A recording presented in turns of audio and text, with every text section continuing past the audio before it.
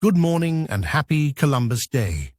On June 29, 1892, Congress resolved that the President proclaim the 400th anniversary of Columbus's voyage to the New World, to be observed on October 21, 1892, by public exhibits and by exercises in schools and assemblies.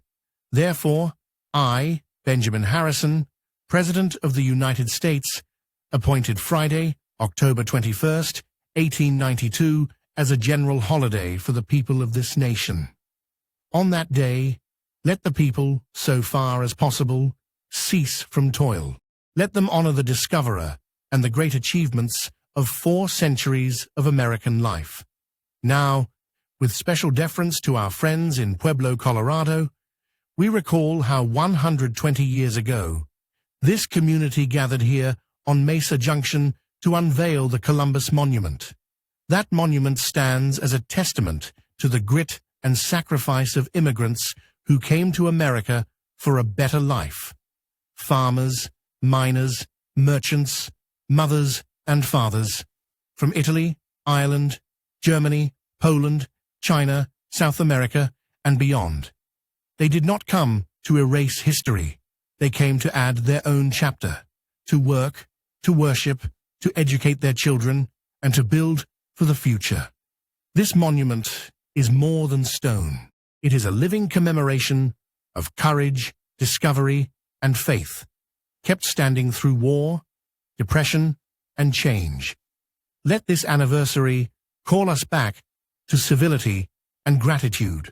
Let us live as citizens with respect, strive as pioneers with courage, and serve one another as true neighbors. May Pueblo remain a place where hard work is honored, heritage is cherished, and hope belongs to every child. And may Almighty God bless Pueblo, the state of Colorado, these United States of America, and your families, each and all.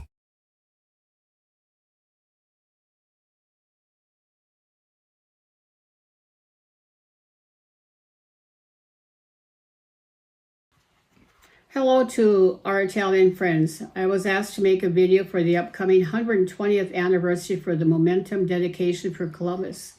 I am honored to do so in support of the Italians. My name is Eunice Davidson. My Indian name is Wichao Piwa Shewi, which translates to Good Star Woman. I carry my 5th generation grandmother's name, and I am honored to have been given her name. She has a very sad but interesting story. She lived through the 1862-1863 Sioux Uprising in Minnesota during the winter, where 3 of her children died of exposure. Through everything that happened during that period, she was one of those thousands that were interned at Fort Snelling over the winter of 1862.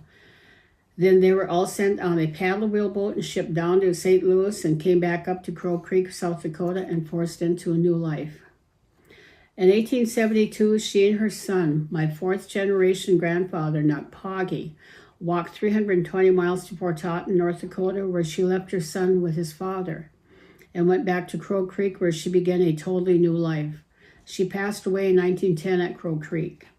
The point I wish to make is simple. Through all of that, she never became a bitter woman or held anger and hatred towards whites. Many of my ancestors helped white homesteaders survive the harsh winters of North Dakota and showed them how to plant crops in this new land. You wouldn't know this truth because the true history has been hidden in this woke society. Indians are supposed to be totally helpless victims and hate whites. We are not victims as portrayed by the woke education system. My battle began in 2006 and has continued to this very day. Since those early years, I have learned much for those driving these movements. Little to no integrity exists. False, distorted, and fabricated talking points are all they have. Truth has been replaced with biased opinions coming from supposedly honorable talking heads. I grew up in a time when truth and facts mattered, and I was happy to get a day off from school for Columbus Day to honor all his great accomplishments. I learned back then of the heroism and the challenges he faced sailing in totally uncharted oceans. I learned of the kindness and respect he had for these native people that he believed lived on the opposite side of the world. We Indians and you Italians have something in common: the intentional distortions and twisting of our honorable heritage and history intended to remove the pride in which we come from. It's not a new story, but one that has gained momentum in today's woke society. It has not come about naturally, but by design. The only questions are why and by whom. Just as I had to hunt for the truth about my ancestors due to so many warped versions, I thank God for being introduced to Rafael Ortiz and his book Learning the Truth About Columbus meeting with his ancestors. I had almost begun to believe all the twisted, warped, and distortions written about Columbus coming from woke revisionists trying to make a name for themselves. Our organization, Native American Guardians Association, motto is to educate, not eradicate, and I believe in our philosophy. We need to arm ourselves with the truth so we can challenge the negatives that are put out about our histories and cultures. Thank you for allowing me time to give my opinion to you. Ampeto washte yuha. Have a good day.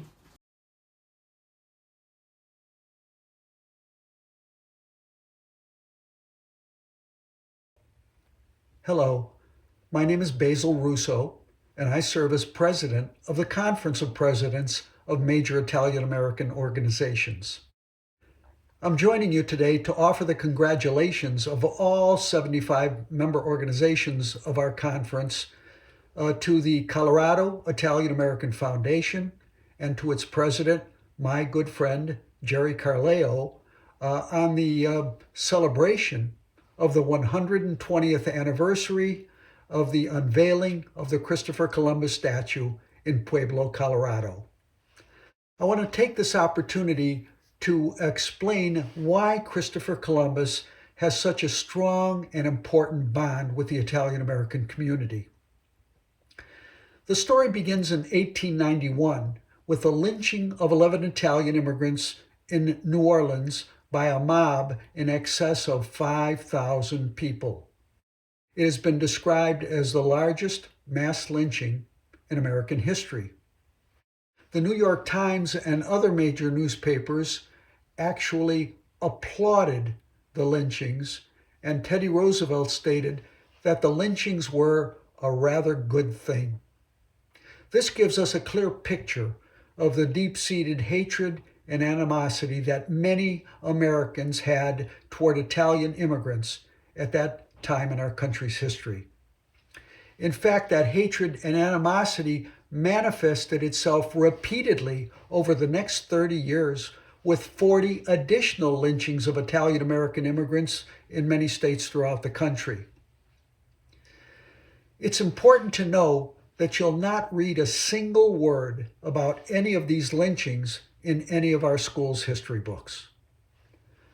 President Benjamin Harrison was appalled by the New Orleans lynchings, so the following year he declared a national holiday honoring Christopher Columbus in an effort to encourage a greater acceptance of Italian immigrants in our country and to provide the immigrants a national hero with whom they could identify.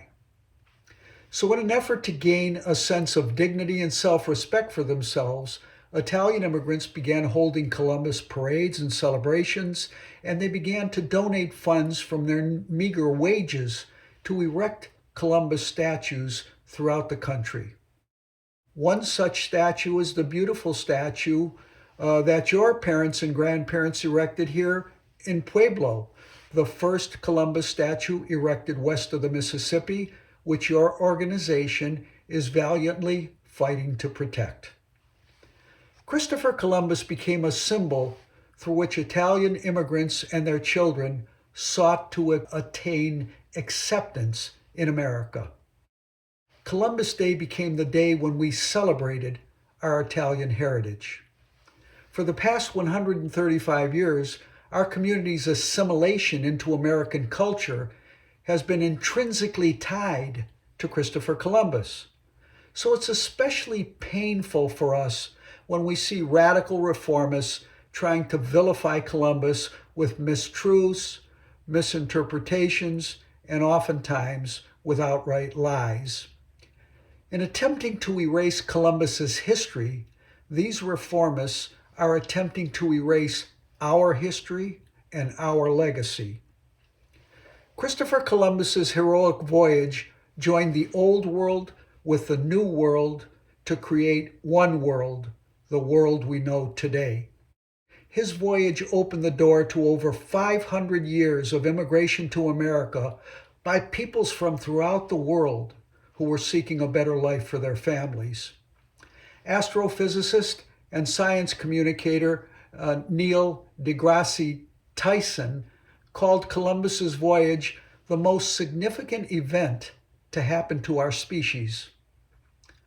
So what's the position of the Italian American community concerning Columbus Day and Columbus statues? We believe that every ethnic and racial group that's come to our country has made meaningful contributions for which that group can be justly proud. We further believe that every group has the right to celebrate its heritage in an atmosphere of mutual respect with all other groups. Those who choose to attack our holiday or remove our statues do not create a spirit of diversity and inclusion in our country, as so many of them claim to do. In fact, all they do is create conflict and dissension within our country by pitting one group against another group. We believe it's time for all Americans to respect one another's contributions and sacrifices that have built our great country. So after 135 years, Italian Americans and the great explorer still stand together, demanding nothing more than to be given the opportunity to celebrate our contributions to our country and to honor the sacrifices that our parents and grandparents have made for each of us. And if that means we have to defend our right to do so in court, as we've done in several cities throughout the country, we will continue to do so. The preservation of our history and our heritage is something we will never allow to be compromised. Thank you, and happy Columbus Day.